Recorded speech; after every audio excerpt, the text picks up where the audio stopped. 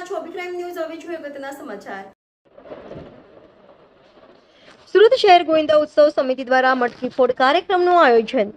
ભાગળ અને લિંબાયત ખાતે આ કાર્યક્રમમાં આયોજન કરવામાં આવ્યું. 35 ગોવિંદા મંડળ આ કાર્યક્રમમાં જોડાશે. ભાગળ ખાતે 25 ફૂટની મટકી ફોડનાર ગોવિંદા મંડળને 11,000નું ઇનામ રાખવામાં આવ્યું હતું. લિંબાયત ખાતે સુરત શહેરનું મુખ્ય મટકી 35 ફૂટ ફોડનાર ગોવિંદા મંડળને 1,51,000 ઇનામ આપવામાં આવ્યું છે. 30 ફૂટની મટકી ફોડનાર ગોવિંદા મંડળને 1,25,000નું ઇનામ આપ્યું હતું અને અંતે 25 ફૂટની મટકી ફોડનાર ગોવિંદા મંડળને 1,00,000નું ઇનામ આપવામાં આવ્યું હતું. 35 ફૂટ ઊંચી મટકી નહીં ફૂટે તો તબક્કાવાર મટકી નીચે થશે અને ઇનામ રાશિ આપવામાં આવી હતી. ભાગળ ખાતે સતત 26 વર્ષથી સુરત શહેર ગોવિંદા ઉત્સવ સમિતિ દ્વારા કાર્યક્રમનું આયોજન કરવામાં આવે છે. 27મા વર્ષે પણ આ કાર્યક્રમનું આયોજન ભાગળ ખાતે કરવામાં આવ્યું. ભાગળ ખાતે મટકીફોડ કાર્યક્રમના આયોજન બાદ લિંબાયત મટકીફોડ કાર્યક્રમ યોજાશે. રિપોર્ટર નૈતિક રેશમવાળા, અભિક્રાઇમ ન્યૂઝ, સુરત. નમસ્કાર, મારું નામ ગણેશજી સાવંત, સુરત શહેર ગોવિંદા ઉત્સવ સમિતિ પ્રમુખ છું.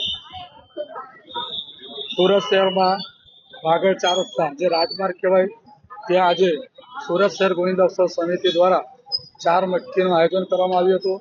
જેમાં 2 મટકી યુવાનો માટે અને 2 મટકી મહિલાઓ માટે બાંધવામાં આવી હતી. જે પ્રથમ મટકી જે સુરત શહેરનું અમે નામ આપ્યું છે તેને શ્રી યુવક મંડળ જેનું રેડ રોડનું ગોવિંદા મંડળ છે તેના દ્વારા ફોડવામાં આવી હતી અને 25 વર્ષ જેને થયા હોય એવા ગોવિંદાને ડ્રો કરીને એના માટે અડાજણને ગોવિંદા મંડળ ફોડવામાં આવી હતી. એ જ રીતે મહિલા મંડળમાંથી જય ભવાની સ્પોર્ટ ક્લબ જે મહિલાઓ છે અંબાજી રોડની તેના દ્વારા એક મટકી ફોડવામાં આવી હતી અને આરકે સ્પોર્ટ ક્લબ મહિલા મંડળ જે રુદ્રપુરાનું ગોવિંદા મંડળ છે તેમના દ્વારા મટકી ફોડવામાં આવી હતી. વિશેષમાં એક એ વસ્તુ છે કે સુરત શહેરમાં ટોટલ મહિલા 6 ગોવિંદા મંડળ છે જેમાંથી આરકે સ્પોર્ટે એક રેકોર્ડ કર્યો કે તેઓએ 5 થરે આ વખતે મટકી ફોડી છે. એમના માટે અમે વિશેષ મટકી બની. બીજું શ્રી સાઈ યુવક મંડળ કે જેઓએ ભાગળ ખાતે જે બી પિરામિડ છે એ 5 કે 6 થર મારે, પરંતુ શ્રી સાઈ યુવક મંડળે એ લોકોએ આ વર્ષે 7 પિરામિડ મારીને રેકોર્ડ કર્યો છે.